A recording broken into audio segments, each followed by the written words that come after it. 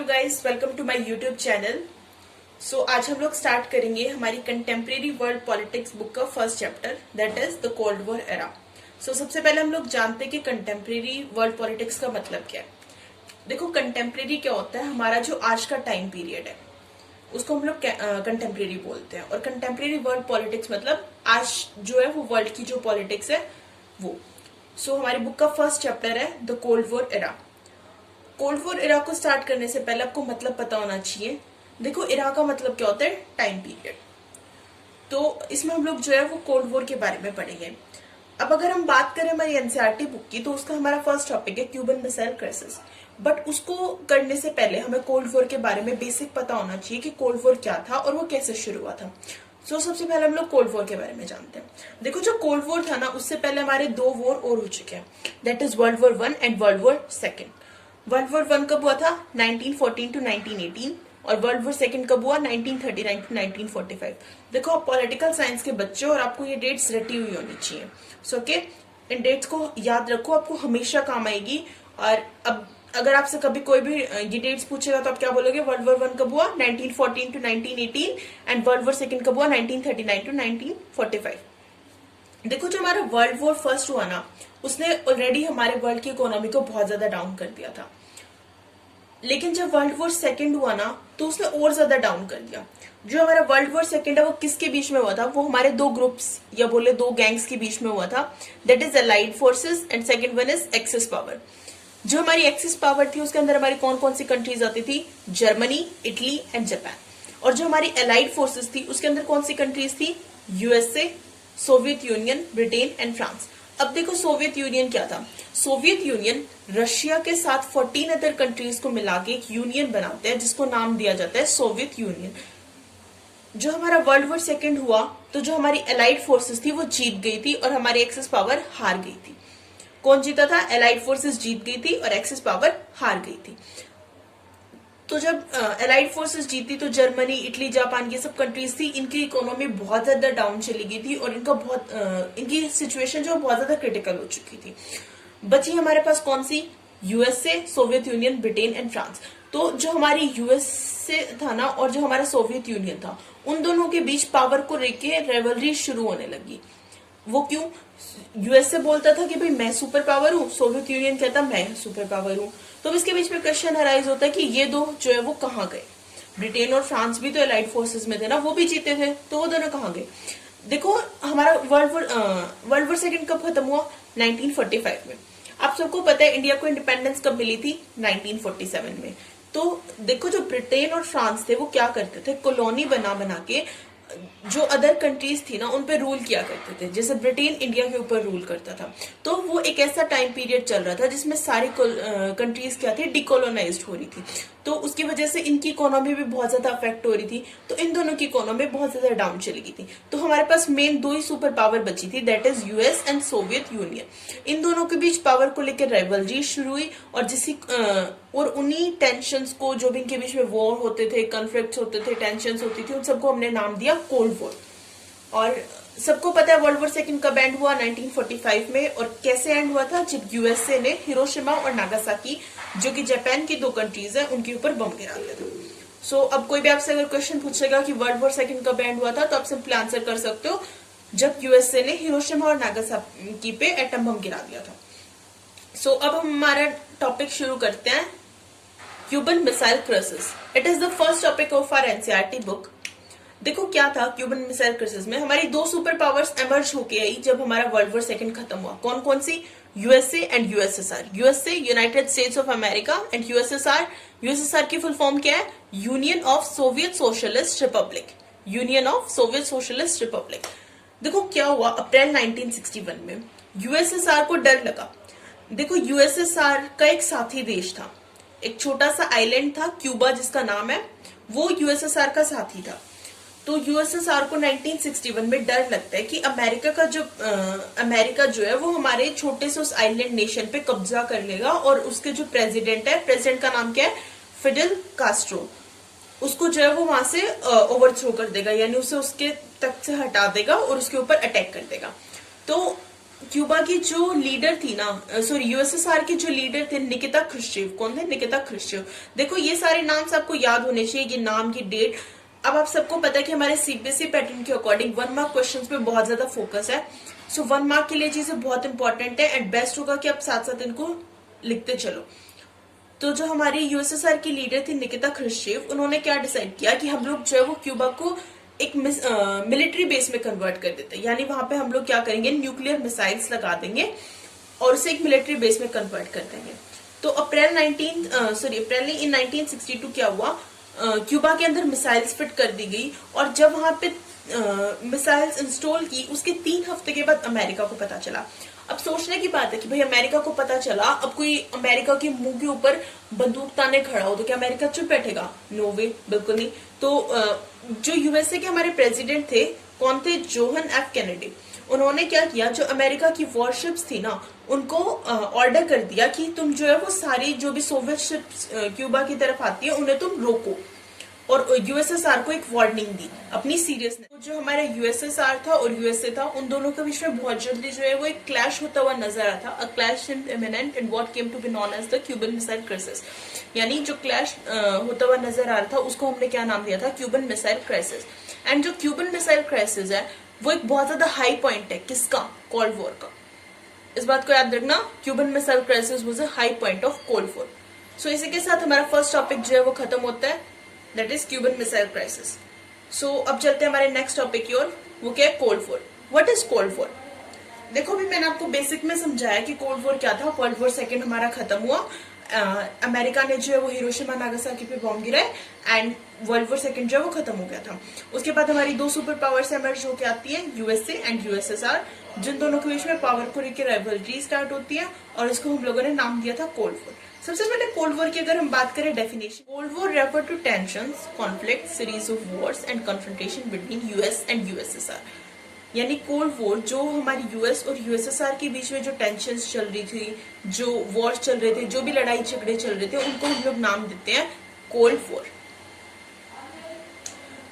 इसमें हमारे पास साथ में ना एक और चीज है कि ये सिर्फ पावर के लिए एक लड़ाई नहीं थी, यानी ये पावर या फिर मिलिट्री अलायंस के लिए, इन सब के लिए सिर्फ एक लड़ाई नहीं थी। इसका एक और मेन फैक्टर था जिसको हम लोग क्या कहते हैं? Ideological conflict. अब सोचेंगे आइडियोलॉजिकल कॉन्फ्लिक्ट कैसे? सबसे पहले आपके दिमाग में आएगा आइडियोलॉजी क्या चीज होती है। देखो आइडियोलॉजी का मतलब होता है विचारधारा जिसके ऊपर पूरा देश चलता है। अब हमारी इंडिया की आइडियोलॉजी हम देखते हैं।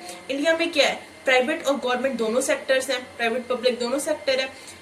अब आप लोगों ने 11th क्लास में पढ़ा होगा दो हमारी आइडियोलॉजीज के बारे में, that is capitalism and socialism. जो हमारा यूएसए था वो किसको सपोर्ट करता था? कैपिटलिज्म को। और यूएसएसआर था वो किसको सपोर्ट करता था? सोशलिज्म को। कैपिटलिज्म क्या थी? जहां पे सब कुछ प्राइवेट ओन्ड होता है, सब कुछ प्राइवेट सेक्टर का होता है, भाई कमाओ खाओ, दैट्स ऑल। और यूएसएसआर की आइडियोलॉजी क्या थी? सोशलिज्म। सोशलिज्म में क्या होता है? सब कुछ गवर्नमेंट ओन्ड होता है, पब्लिक सेक्टर होता है, यानी जो सब जनता का है, गवर्नमेंट का कुछ नहीं होता, मतलब सब कुछ हैंडल गवर्नमेंट करती है, सॉरी प्राइवेट सेक्टर का कुछ नहीं होता, सब गवर्नमेंट का होता है और लोगों के वेलफेयर के लिए वो काम करती है। सो इसका एक मेन फैक्टर था आइडियोलॉजिकल कॉन्फ्लिक्ट। अब यूएसए लड़ता कि मेरी आइडियोलॉजी बेटर है, पूरा वर्ल्ड मेरी आइडियोलॉजी को अपनाओ, और यूएसएसआर फाइट करता कि मेरी जो आइडियोलॉजी है सोशलिज्म वो बेटर है, पूरा वर्ल्ड मेरी आइडियोलॉजी को अपनाओ। अब हमारा कोल्ड वॉर कब स्टार्ट हुआ? End of world war second is also the beginning of cold war 1। अब हमारे सबको पता है ना, जब अमेरिका ने हिरोशिमा नागासाकी पे बॉम्ब गिराया देन हमारा वर्ल्ड वॉर सेकेंड खत्म हुआ था। तो अमेरिका का जो डिसीजन था ना बॉम्ब गिराने का, इसके दोनों, देखो हर चीज के 2 पहलू होते हैं, लोग सपोर्ट भी करते हैं और लोग उसके अगेंस्ट भी जाते हैं। तो सेम इसी डिसीजन को भी लोगों ने सपोर्ट भी करा और इसके अगेंस्ट भी गए। तो हम देखते हैं कि इसके सपोर्टर्स क्या कहते हैं और उसके क्रिटिक्स क्या कहते हैं। क्रिटिक्स यानी जो इसके खिलाफ थे वो लोग क्या कहते हैं? USA knew Japan was about to surrender, that why it is unnecessary. देखो वो क्या कहते थे कि अमेरिका जो है उसे पता था कि जापान ऑलरेडी सरेंडर करने वाला है, इसलिए उनका जो एटम बम गिराना वो क्या था? अननेसेसरी था। सेकेंड पॉइंट क्या था कि यूएसए जो है वो यूएसएसआर को मिलिट्री और पॉलिटिकल गेन्स बनाने से रोकना चाहता था। एंड थर्ड वो क्या था? मॉस्को, सबको पता है जापान की कैपिटल है, उसको दिखाना चाहता था कि जो यूएस है वो सबसे सुप्रीम है, यानी यूएस सबसे ताकतवर है। ये तो उसके क्रिटिक्स कहते हैं। अब देखते हैं उसके सपोर्टर्स क्या कहते थे। Dropping is necessary to end the cold war quickly. देखो वर्ल्ड वॉर सेकेंड अब बहुत लंबे टाइम से चल रहा था तो इसको खत्म करना भी बहुत जरूरी था। तो उसके सपोर्टर्स कहते थे कि इसे खत्म करना बहुत जरूरी था, इसलिए अमेरिका ने बॉम्ब गिरा के बिल्कुल सही किया। दूसरा क्या था, वो अमेरिका और जो अलाइड फोर्सेस के, यानी जो भी अलाइड फोर्सेस में जो भी मेंबर्स हैं, उनकी लाइफ को बचाने के लिए जो है अमेरिका ने बिल्कुल सही किया था। तो देखो, लोगों का काम होता है वो सपोर्ट में भी बोलते हैं, वो अगेंस्ट में भी बोलते हैं। सिमिलरली इसके भी सपोर्टर्स भी थे और क्रिटिक्स भी थे। तो अभी हम जो है वो यूएसए के क्रिटिसिज्म और उसके सपोर्टर्स दोनों के बारे में पढ़ चुके हैं। अब देखो क्या होता है, हमारे एग्जाम में एक डायरेक्ट क्वेश्चन आता है। वो क्वेश्चन क्या होता है, why cold war is a cold war, why it's not a hot war. यानी कि जो हमारा कोल्ड वॉर था ना, वो कोल्ड वॉर क्यों रहा, वो कभी हॉट वॉर क्यों नहीं बना। देखो, आप सबको पता है, हिंदी में अगर कोई आपसे पूछेगा तो आप सब हिंदी में एक स्टोरी सुनाने लग जाओगे कि भाई यूएसए को पता था कि अगर यूएसएसआर उस पर एटम बम गिराएगा तो यूएसए भी वापस यूएसएसआर पे एटम बम गिरा देगा और दोनों जो है वो कंप्लीटली डिस्ट्रॉय हो जाएंगे, किसी को कोई प्रॉफिट नहीं होने वाला, सबको पता है। लेकिन हम एग्जाम में इसको डायरेक्ट एज ए स्टोरी नहीं लिख के आ सकते। जो ये है ना कि यूएसए अगर यूएसएसआर पे बॉम्ब गिराएगा एंड देन यूएसएसआर अगेन उस पे यूएसए पे बॉम्ब गिराएगा और पूरा वर्ल्ड जो डिस्ट्रॉय हो जाएगा, इस चीज को हम लोग इंग्लिश में क्या बोलते हैं, लॉजिक ऑफ डेटरेंस। देखो, लॉजिक ऑफ डेटरेंस क्या होता है, डेफिनेशन देखते हैं। Both side have a capacity to retaliate against an attack and to cause so much destruction that neither can afford to initiate a war. यानी दोनों जो हमारी कंट्रीज थी, उनके पास पावर होती है कि वो एक दूसरे के खिलाफ वॉर को स्टार्ट कर सके, एक दूसरे के ऊपर अटैक कर सके, बट उससे होने वाला जो नुकसान है ना, वो दोनों में से कोई भी कंट्री अफोर्ड नहीं कर सकती है। उसको हम लोग बोलते हैं लॉजिक ऑफ डेटरेंस। अगर आपके पास क्वेश्चन आता है एग्जाम में, why cold war is a cold war, why it never escalate into a hot war, then what you write, it is due to the logic of deterrence. Okay, so logic of deterrence आप सबको tips पे होना चाहिए। इसकी definition हमेशा याद रखना, when both sides have capacity to attack on each other but neither can afford the destruction cause by that. Okay, और इसके बाद देखो, जो हमारी जो दोनों सुपर पावर थी ना, यूएसए और यूएसएसआर, इन दोनों को बहुत ज्यादा रेशनल और रिस्पॉन्सिबल तरीके से बिहेव करना था। क्यों करना था, क्योंकि बाय चांस देखो, अगर कोई भी एक कंट्री है, अगर उसने बाय चांस कोई मिसाइल लॉन्च कर दी या कोई भी न्यूक्लियर एक्सीडेंट हो जाता है, तो उस टाइम पे वो दूसरी कंट्री पे डायरेक्ट अटैक नहीं कर सकते। उन्हें बहुत ज्यादा रिस्पॉन्सिबल तरीके से बिहेव करना था, क्योंकि उन दोनों को एक दूसरे के खिलाफ वॉर का रिस्क पता था, दैट्स वाई। और जब दो कंट्रीज ना एक डेटरेंस रिलेशनशिप में होती है ना, तो वो उन दोनों के बीच डायरेक्ट वॉर होने से बचाती है, क्योंकि दोनों को पता होता है कि उससे क्या नुकसान होने वाला है। एंड उनको पता है अगर एक ने बॉम्ब गिराया, दूसरा भी गिराएगा एंड पूरा वर्ल्ड डिस्ट्रॉय हो जाएगा। दैट्स वाई कोल्ड वॉर कभी भी हॉट वॉर नहीं हुआ। The emergence of two power blocs, ये हमारे नेक्स्ट टॉपिक है। तो देखो क्या हुआ, जो सुपर पावर थी ना हमारी दोनों, यूएसए और यूएसएसआर, ये दोनों किस चीज पे फोकस करते थे, अपने अपने स्फेयर को, यानी अपने इलाके को बढ़ाने पे फोकस करते थे। वो क्यों करते थे कि इनके साथ जितने और मतलब देश मिलेंगे ना, तो वो इनकी आइडियोलॉजी को यानी सपोर्ट करेंगे। तो अपनी आइडियोलॉजी को सुप्रीम दिखाने के लिए ये जो है अपने साथ बहुत सारे छोटे छोटे देशों को मिला लेते थे। और वर्ल्ड जो है वो बहुत जल्दी दो अलायंस का मतलब क्या होता है, ग्रुप भी बोल सकते हैं, दो ग्रुप में बढ़ चुका था। यानी आधा ग्रुप जो है वो यूएसएसआर को सपोर्ट करता था, आधा जो है वो यूएसए के साथ मिल चुका था। जो स्मॉलर स्टेट थी, अब क्वेश्चन आता है कि वो क्यों उनके साथ मिलती थी। देखो, वो अपने खुद के पर्पसेस के लिए मिलती थी। उनको उनसे क्या, देखो जो स्मॉलर जो स्टेट थी ना, उनको ये दोनों अलायंस क्या करती थी, प्रोटेक्शन, वेपन और इकोनॉमिक एड का प्रॉमिस देती थी, जिसकी वजह से ये इनके साथ मिल जाते थे और इनके अलायंस में ऐड हो जाते थे। सो इसी के साथ पार्टीशन सबसे पहले कहाँ होता है, यूरोप में। देखो, जो हमारा वेस्ट यूरोप है ना, वो किसके साथ मिल जाता है, यूएसए के साथ। और जो हमारी ईस्ट यूरोप की जितनी भी कंट्रीज थी, वो किसको सपोर्ट करती है, यूएसएसआर को। दैट्स वाई देखो, वेस्ट यूरोप यूएसए को सपोर्ट करता था, इसलिए इसको हम किस नाम से जानते हैं, वेस्टर्न अलायंस के नाम से। और यूएसएसआर का दूसरा नाम क्या है, ईस्टर्न अलायंस। देखो, अप्रैल 1949 में क्या होता है, जो हमारा वेस्टर्न अलायंस था ना, वो एक ऑर्गेनाइजेशन फॉर्म करता है जिसका नाम क्या है, नाटो। नाटो की फुल फॉर्म क्या है, नॉर्थ अटलांटिक ट्रीटी ऑर्गेनाइजेशन। कब बनती है ये, अप्रैल 1949 में। ये क्या थी, ये 12 स्टेट्स की ना एक एसोसिएशन थी। देखो, पॉलिटिकल साइंस में स्टेट्स का मतलब क्या होता है, हमेशा नेशन। इसमें क्या था, 12 स्टेट्स ने मिलकर अपनी एक एसोसिएशन या फिर एक ग्रुप बना लिया था, जिसमें इन्होंने क्या कहा था, अगर उन 12 में से किसी भी एक के ऊपर अटैक होता है ना, तो उसको उन सब के ऊपर अटैक माना जाएगा। यानी वो सब मिलके फिर उस एक के लिए फाइट करेंगे।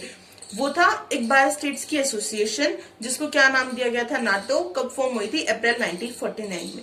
सिमिलरली जो हमारा ईस्टर्न अलायंस थी ना, उसको क्या कहा जाता था, वॉर्सो पैक्ट। वॉर्सो पैक्ट कब साइन हुआ था, 1955 में। क्या था ये यूएसएसआर की एक एसोसिएशन थी, और नाटो क्या था, वो वेस्टर्न अलायंस की एसोसिएशन थी। और इस जो वॉर्सो पैक्ट था, उसका प्रिंसिपल फंक्शन क्या था, नाटो फोर्सेस का सामना करना। Counter NATO forces means NATO forces का सामना करना। देखो हम लोगों ने जो है वो यूरोप के डिवीजन के बारे में पढ़ा। अब आगे देखते हैं। यूएसए ने देखो क्या किया, East Asia, South East Asia and West Asia में अपना एक और अलायंस सिस्टम बनाया। उसको क्या नाम दिया गया, सीटो एंड सेंटो। सीटो की फुल फॉर्म क्या है, South East Asian Treaty Organisation, and CENTO की फुल फॉर्म क्या है, सेंट्रल ट्रीटी ऑर्गेनाइजेशन।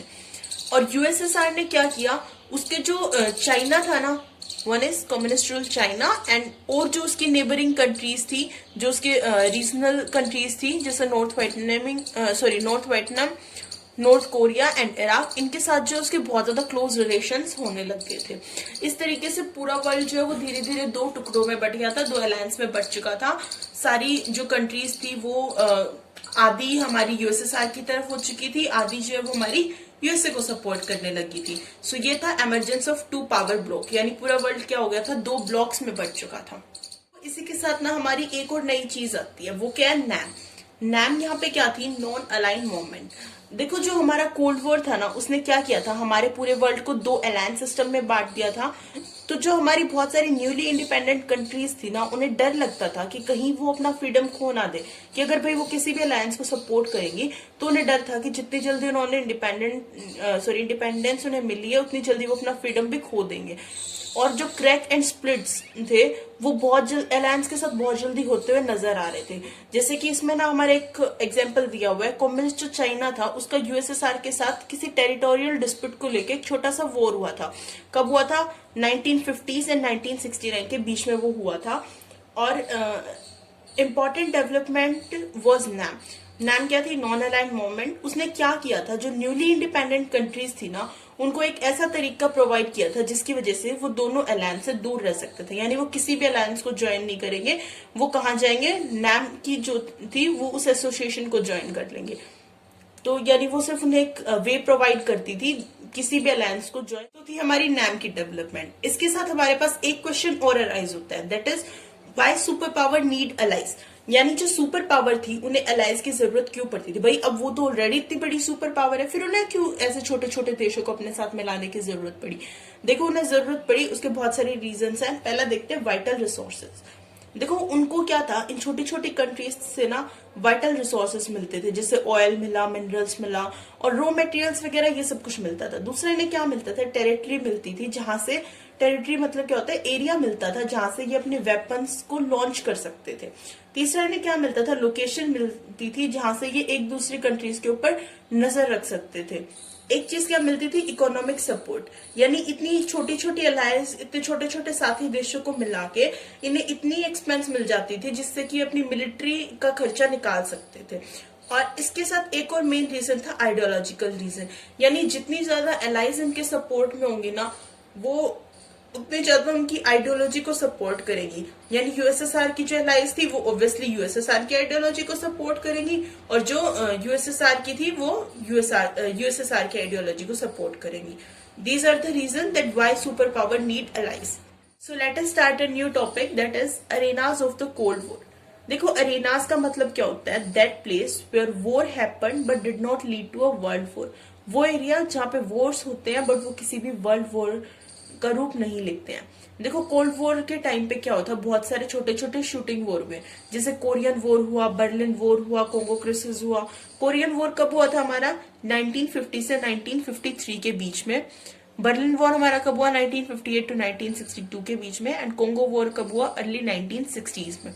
ये डेट्स आपको याद होनी चाहिए, 1 मार्क के लिए बहुत ज्यादा इंपॉर्टेंट है।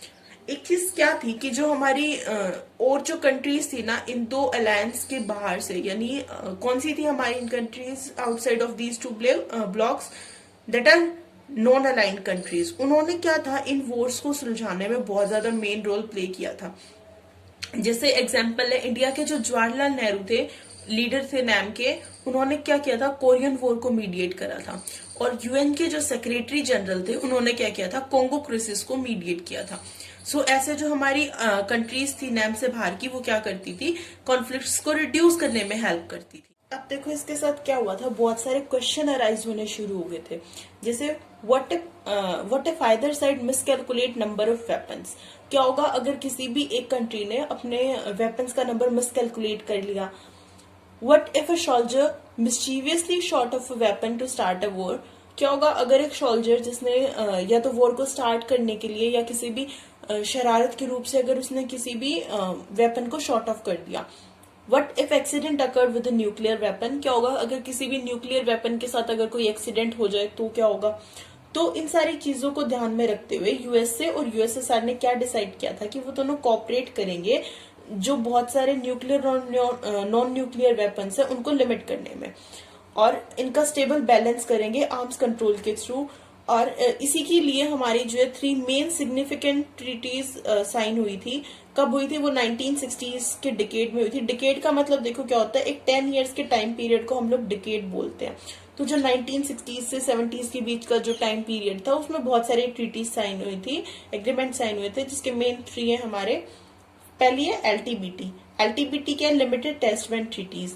देखो लिमिटेड टेस्ट बैंड ट्रीटी में क्या था, ये सब आपकी एनसीईआरटी बुक के सबसे लास्ट पेज पे गिवन मिलेंगी, वहां से आप लोगों को रीड करनी है। तो एलटीबीटी में क्या था, इन्होंने न्यूक्लियर वेपन का एटमॉस्फेयर में या आउटर स्पेस में या अंडर वाटर में टेस्ट जो करते थे उसे बैन कर दिया गया था। और कब साइन हुई थी ये, 5 अगस्त 1963 में। और फोर्स मतलब लागू कब हुई थी, 10 अक्टूबर 1963 में। दूसरी हमारी क्या थी, एनपीटी। एनपीटी की फुल फॉर्म क्या है, न्यूक्लियर नॉन प्रोलिफरेशन ट्रीटी। कब साइन हुई थी ये, 1 जुलाई 1968। लागू कब हुई थी, 5 मार्च 1970। और ये जो है वो 1995 तक एक्सटेंड कर दी गई थी। देखो एनपीटी में क्या था, इसने सिर्फ न्यूक्लियर वेपन जो स्टेट्स थी ना उनको अलाउ किया था न्यूक्लियर वेपन रखने के लिए, और बाकी जो उनकी कंट्रीज थी ना जो उन्हें एक्वायर करती थी उनको स्टॉप कर दिया था। ये था हमारी एनपीटी में। तीसरी है हमारी एंटी बैलिस्टिक मिसाइल ट्रीटी। इसके बारे में आपकी बुक में कुछ नहीं बता रखा है, सिर्फ इसका नेम गिवन है, आपको सिर्फ इतना ही याद रखना है। सो ये थी हमारी मेन इंपॉर्टेंट ट्रीटीज जिन्होंने हमारी न्यूक्लियर वेपन्स को लिमिट करने में हेल्प की थी। Let's come to a new topic, challenge to bipolarity. यानी जो हमारा ये बाइपोलर वर्ल्ड बना था, जो 2 पोल्स में बट चुका था या फिर 2 ब्लॉक्स में बट चुका था, उसको चैलेंज किया था।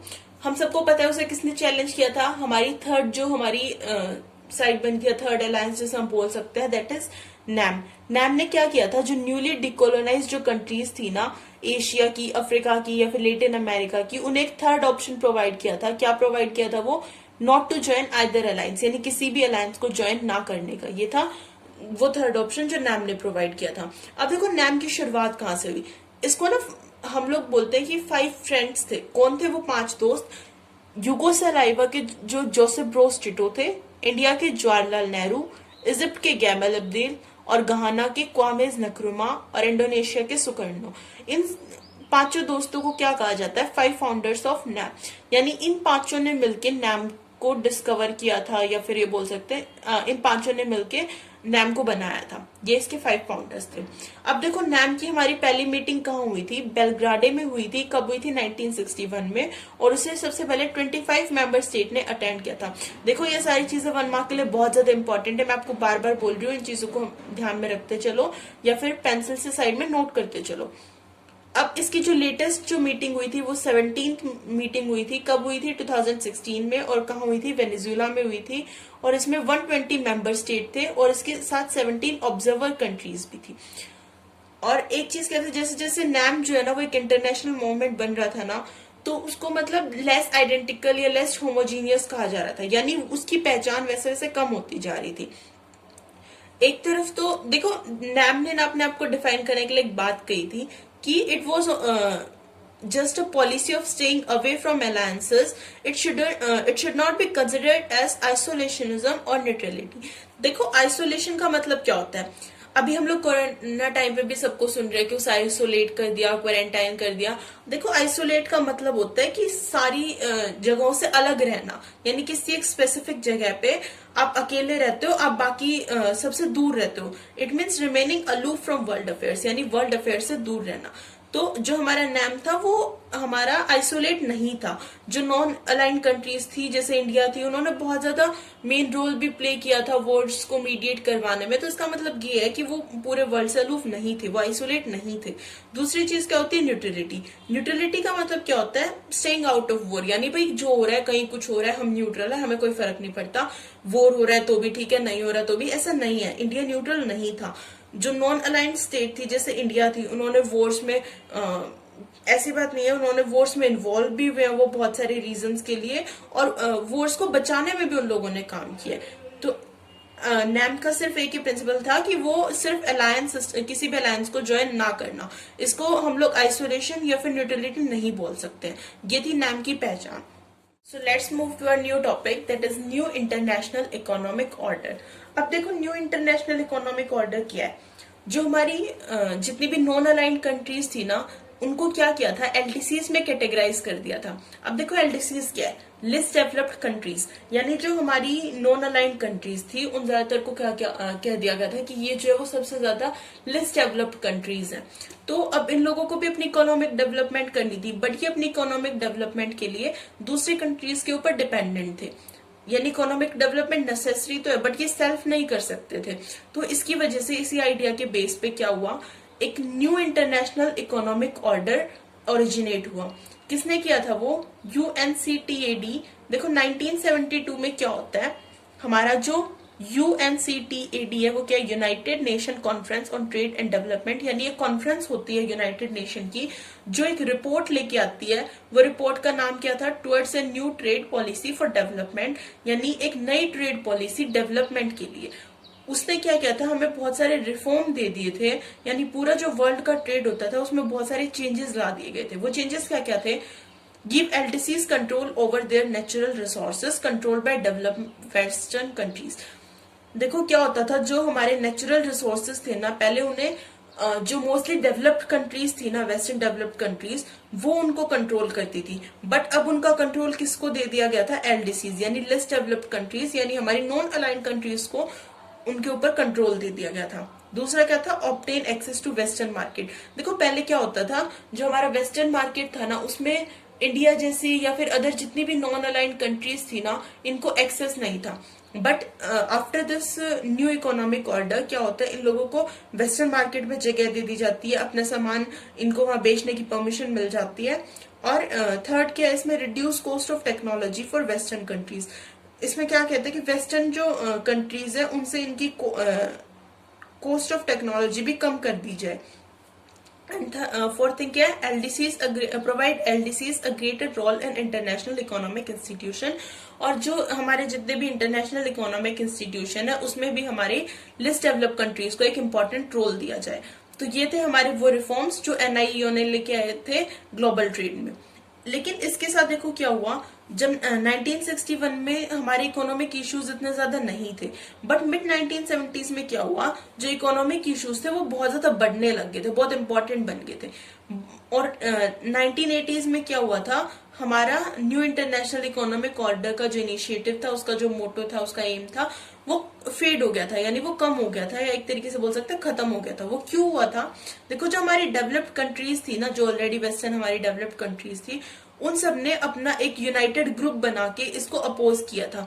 यानी वो सारे साथ मिलके किसको अपोज करते थे, हमारी लेस डेवलप्ड कंट्रीज को। अब जो हमारी नॉन अलाइंड कंट्रीज थी वो अपनी खुद की यूनिटी मेंटेन करने में लगी हुई थी, और उस टाइम पे अगर ये डेवलप्ड कंट्रीज उनको ग्रुप बना के अपोज करती है तो ऑब्वियस सी बात है ये न्यू इंटरनेशनल इकोनॉमिक ऑर्डर जो है वो हमारा फेड होना ही था। एंड 1980s में क्या हुआ, इसका इनिशिएटिव फेड हो गया। इसके साथ हमारा ये टॉपिक कंप्लीट होता है। So let's move to a new topic. So it's the last topic of our NCERT book also, that is India and the cold war.